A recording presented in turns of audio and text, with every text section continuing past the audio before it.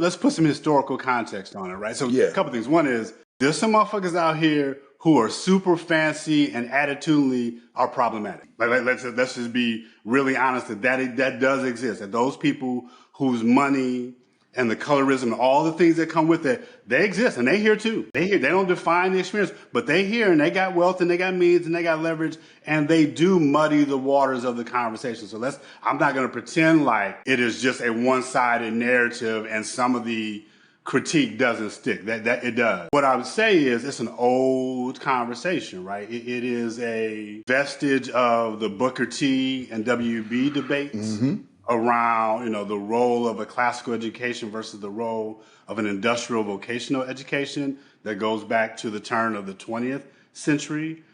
What's interesting is, right, we talk about Du Bois and we talk about this conversation around the talented 10th, right? That's kind of the first time you hear the idea popularized. But the cat that used the term the talented 10th in this conversation was a white dude, right? A philanthropist named Morehouse, right? Exactly. Who talked about it after Booker T gives his Atlanta Compromise speech as we got to invest in the best of the communities from an educational standpoint so they can help uplift the race, right? So it's an old conversation. I think you then go forward and you see Du Bois say, the more I think about the talented 10th, they didn't do what I thought they would, and they kind of left the community and kept it moving, particularly by the time integration comes.